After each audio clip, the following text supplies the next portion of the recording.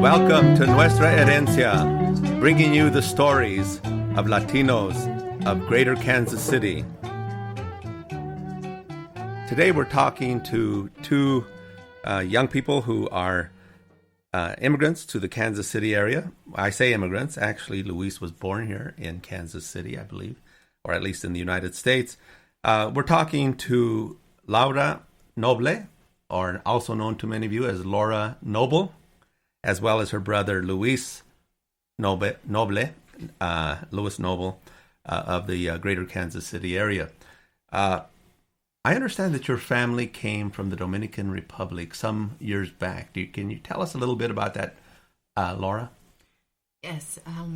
My father and mother met because my father's brother was married to my mother's sister. So my father, if you can understand that, my father used to give my mother dating advice. And then one day he said, I need to talk to you about something important. She said, okay, what's going on? And he said, I think we should get married. And she started laughing at him. Yeah, just random like that. Wow. She was like, you're crazy. He said, well, do me a favor. Think about it for a couple days and let me know what you think. And she said she started asking around about him. What do you think about Louis? And she said everyone had really amazing things to say about him. And her mother, my grandmother, really liked him. And she said, I think maybe my mom did some brujeria or something, because I woke up a couple days later and was just smitten with him. So she told him, yeah, let's do it. And a month later they were married. They never dated. And this was in the Dominican Republic. In the Dominican Republic. And my father had already had 3 daughters. And so my mother said, she loved the girls and she took them in like her own. And 40 plus years later, here we are. Mm-hmm. So my older brother and I were born in Dominican Republic, a little over a year apart. For a little time, we did live in the country, in the campo, where there's no electricity. You wash your clothes in the river and you cook outside, and there's an outhouse and all that stuff. And eventually we moved to New York, Bronx, New York, where Louis was born. Boom. Boogie down. Boogie down Bronx.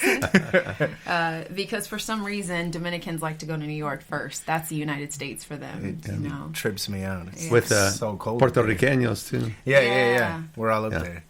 So I remember even one summer, I was about 10 years old, we went to Dominican Republic for a vacation, because we used to go all the time as kids as well. And I was swimming in a pool, and this kid asked me where I was from. And I said, well, I'm from here, but I live in Missouri. And he said, Missouri? What's that? And I said, it's in the United States. He was like, oh, so what part of New York is that in?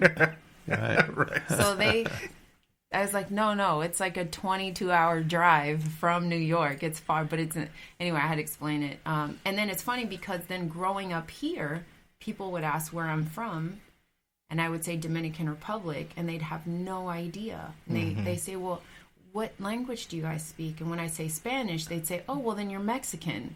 Mm-hmm. I'm like, no, it's a whole different country. Right. And I'd have to show them. And, people knew about other Spanish-speaking countries, but Dominican Republic just wasn't a common country for people to hear about out here. Not in Independence, Missouri. Not back then. Now, but not back then. It was. Well, what brought your family from New York to Missouri, to Kansas City area? So my father used to work for the church, and at that time they said there was an opening in Independence, Missouri. Well, my parents didn't know anyone out here, so my father said, we're going to pray about it. And my mother used to buy cereal boxes that had toys or whatever in them. And so in this particular cereal were miniature license plates. And it was for Lake of the Ozarks, Missouri. Really? I didn't know about that. Oh, yeah. So after they prayed about it, it was Missouri license plates. That was the sign. That was the sign. Wow. So we packed up, and U-Haul came out here. So it was just us 3, the 3 Musketeers, Miguel, Louis, and I. And then 2 more brothers were born here in Missouri. And what area of Missouri did you live in? Independence. Yeah, we grew up in Independence, Missouri. That was definitely Culture shock. Yeah, well, for you, I was like 3, 4 years old. You were 2, yeah. So it was. I essentially grew up in Independence. So yeah. my story is definitely a crazy one to say. Yeah, I'm Dominican, but I was born in New York and raised in Missouri. Yeah. So it's like, oh, okay, cool. Yeah. So you have no accent. Are you sure you're not mixed or whatever it is? So it's definitely one of those kind of things. But yeah, man, it was definitely the Three Musketeers for the longest time. Shout out to Miguel. Also, shout out to Levi and Lee, our youngest brothers. Yeah, so to go back a little bit to the story of coming. I know my father. He's told us a lot of stories too about his life. I know there were a few times before I was even born that my mother was with Miguel and Laura in Dominican Republic while my father came over to the States to try and get everything established, to get ready to bring his family over. So I know there was a few stories. I'd have to get into him being able to express them and explain them better. But like when he lived in California, when he both of them lived in California before Miguel was born. It's crazy. Yeah, so both of your parents were in California. Oh yeah. What church were they working with, if you don't mind? Church of Jesus Christ of Latter-day Saints, the LDS Church. Right. Yeah. Okay. Yeah. And when we moved here, it was we were very involved in the church in Bronx. Mm-hmm. We were a part of a big Latin community there. A lot of different countries represented in that community: Puerto Ricans, Venezuelans, Argentina, Guatemala, and so when we came out here, my parents reached back out to a lot of those families and said, it's amazing out here.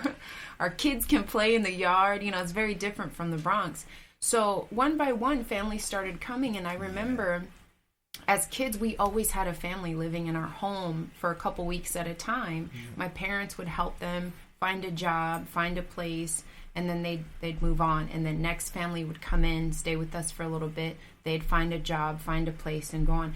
And it ended up, I didn't realize until years later, not too long ago, my mother and I went and visited the Spanish ward, is what they call it, with a lot of those same families as members. And a woman, Sister Carmona, got up and spoke and said, I just want to talk about the Noble family right now. And she said, I will always consider them a pioneer family because there are probably about 80 families who are here because of them. It wasn't that we had 80 families stay in our home, but it created a domino effect of many other families that started coming from New York to Kansas City because we sort of started this movement of, hey, this is a great place to live and raise kids. Yeah. So you started from the boroughs of New York to the barrio of Kansas City, Independence. Yeah. And it's crazy.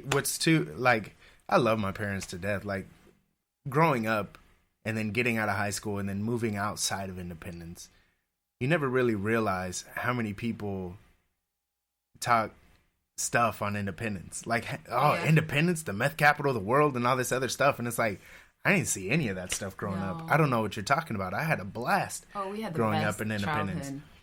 Yeah. And it's crazy because some people, they might be listening and be saying, Independence?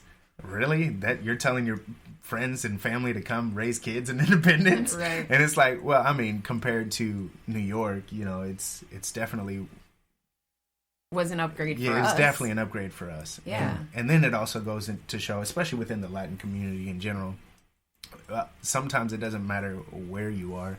It's the family. It's on how you raise your kids and everything like that. So that's, and it's that network, that camaraderie that develops. Yeah, absolutely. There was such a sense of community with us and all the families and even the people in our neighborhoods. We all knew each other.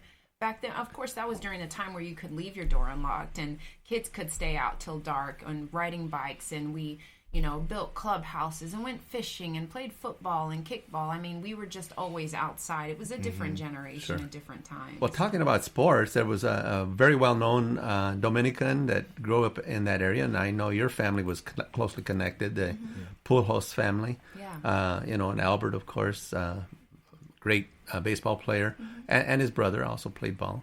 But tell us a little bit about your relationship with the Pujols family. So his family moved to Kansas City, well, to Independence, and my family and their family became very close, and they would come over and play dominoes, cook food, and things like that. I miss those days. Yeah, fun times. My father had sort of taken Albert under his wing, and Albert was still in high school when prospects were looking at him, and a scout came to his game while he was in high school. A few of them. My father just told me the story on this last couple weeks ago, and he said, he asked, who was that guy? And he said, well, he's from such and such team. He's interested in you, but I strongly recommend you finish high school. You need your education first. Then we'll talk when you go to college. And so his father Albert's father said, whatever this man tells you, listen to him. He's right. So then after, when Albert was in college, was playing for Maple Woods, my father took him to a couple of tryouts. He did take him to the Royals twice, and they turned him down. Twice. What a loss. Twice. And my father later on found out it was because they thought he was too slow. But then he went on to play for other teams. And my father, I didn't realize that he was responsible for a lot of conversations that were had and a lot of moves that were made. And I was like, Pops, why didn't you become a scout? Like, he knew several players that are now in the major leagues that, it was cool.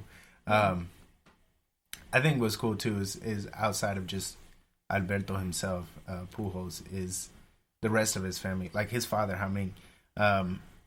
I can't really get into too many details of what their relationship was, but I do know that when he was cool. Like his dad, like he lived a lot with a cousin of my mom's, and he was just always ready to help out with whatever. He was very always humble man. Yeah, humble guy. Like he was helping with the kitchen, helping with cooking, helping with whatever you needed. He was there. Taking care of the kids. I mean, he's just a great guy. Yeah, super cool. And then, of course, just personal with Alberto and everything. It's funny because I can always, if anybody's talking about it, and I'll be like, yeah, I used to play tag with that guy. Like, right. It's not. Yeah, he's cool. Actually, I don't know if I told you a story about him. My wife, I'm married, have 2 daughters. Shout that out. My wife was working at Dillard's in the Oak Park Mall. It's been years now, but Albert was visiting. He was in town, I think, or he has a house or something, or did have a house out here in Kansas. But he was out with his married family, and they were shopping.